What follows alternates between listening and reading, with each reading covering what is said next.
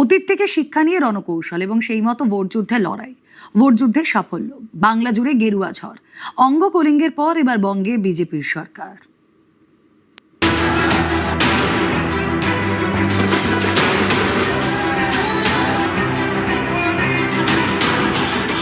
বাংলায় পরিবর্তন হয়ে গেছে। হিন্দিতে একটা কথা আছে, মোদি হ্যাঁ তো মুমকিন হ্যাঁ। মোদিজি থাকলে সব সম্ভব। 2011 বিজেপি ছিল শূন্য, 2021 200 পারের ডাক দিয়ে থামতে হয়েছিল 77-এ, আর 26-এ বাংলা জুড়ে পদ্ম চাষ, তৃণমূলকে ধরাশায়ী করে বিজেপির ডাবল সেঞ্চুরি। বিজেপির এই বিরাট সাফল্যের পিছনে কাজ করেছে তাদের রণকৌশল। যেমন ভোটের আগের দিন বিভিন্ন নেতাদের ফোন করে বলা হয়,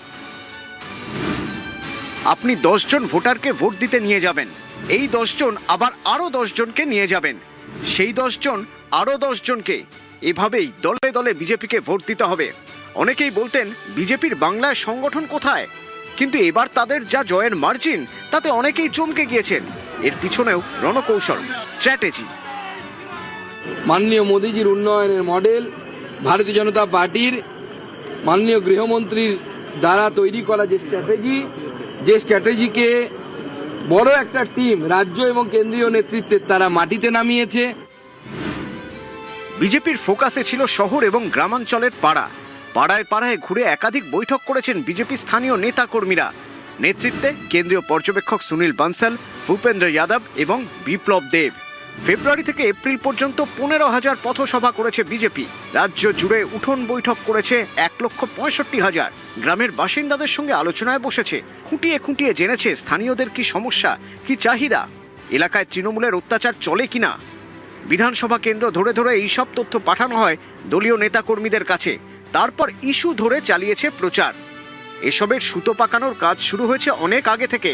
পশ্চিমবঙ্গে পদ্ম চাষের জমি শক্ত করেছিলেন অমিত শাহ। 2022-এ সুনীল বানসালকে তিনি পশ্চিমবঙ্গের কেন্দ্রীয় পর্যবেক্ষক করেন, সহ পর্যবেক্ষক মঙ্গল পাণ্ডে। 2025-এ সুনীল বানসালের সঙ্গে দায়িত্ব দেওয়া হয় ভূপেন্দ্র যাদব এবং বিপ্লব দেবকে। সুনীল বানসালের দায়িত্ব ছিল বুথ স্তরের নেতাকর্মীদের কাজ করানো, আর ভূপেন্দ্র যাদব এবং রাজ্য বিজেপির সভাপতি শ্রমিক ভট্টাচার্য ছিলেন গোষ্ঠী কোন্দল মেটাতে। মাননীয় মোদিজির উন্নয়নের মডেল, ভারতীয় জনতা পার্টির মাননীয় গৃহমন্ত্রীর দ্বারা তৈরি করা যে স্ট্র্যাটেজিকে বড় একটা টিম রাজ্য এবং কেন্দ্রীয় নেতৃত্বের তারা মাটিতে নামিয়েছে। তাদের সকলকে আমি আমার তরফ থেকে ধন্যবাদ জানাই। মাননীয় সুনীল বানসাল থেকে শুরু করে মাননীয় ভূপেন্দ্র যাদবজি থেকে শুরু করে মঙ্গল পাণ্ডে, অমিত মালব্য, বিপ্লব দা এবং তারপরে আমাদের সমস্ত রাজ্য নেতৃত্ব, আমাদের রাজ্য সভাপতি, বিরোধী দলনেতা, প্রাক্তন রাজ্য সভাপতিগণ যারা অ্যাক্টিভলি কাজ করেছেন, দিলীপ দা, রাহুল দা, এবং তার মধ্যে আমিও আমার সামান্য কিছু কন্ট্রিবিউশন রেখেছি। সকল নেতৃত্বে এবং সব থেকে বড় গুরুত্বপূর্ণ ভূমিকা যারা পালন করেছে তাদের নাম হচ্ছে ভারতীয় জনতা পার্টির কর্মী এবং নেতৃত্ব কার্যকর্তা যাদেরকে আমরা বলি। তারা যারা মাটিতে লড়াই করেছে তৃণমূলের এত অত্যাচার সহন করার পরেও, 21 থেকে লাগাতার অত্যাচারের পরেও তারা যারা ময়দানে থেকেছে। একদিকে সংগঠনের জোর, আরেকদিকে দলীয় প্রচারের ঝড়, সবই স্ট্র্যাটেজি মতো। রাজ্য জুড়ে 19টি জনসভা এবং 2টি রোড শো করেন নরেন্দ্র মোদী। 29টি জনসভা এবং 11টি রোড শো করেন অমিত শাহ।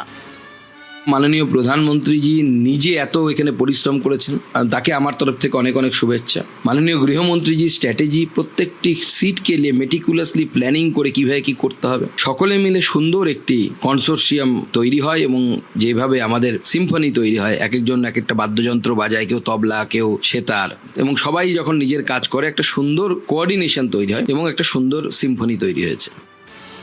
একেবারে ছক কষে ভোটে লড়া, প্রতি ইঞ্চির জন্য রণকৌশল।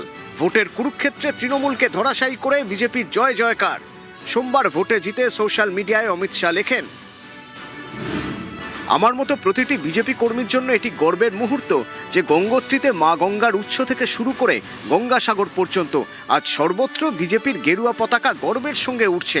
বাংলায় বিজেপির এই ঐতিহাসিক জয় আমাদের অসংখ্য কর্মীর ত্যাগ, সংগ্রাম ও আত্মবলিদানের ফল। এটি সেই সব পরিবারের ধৈর্যের জয় যারা হিংসা সহ্য করেও গেরুয়া পতাকা ছাড়েনি। নিউজ 18 বাংলা।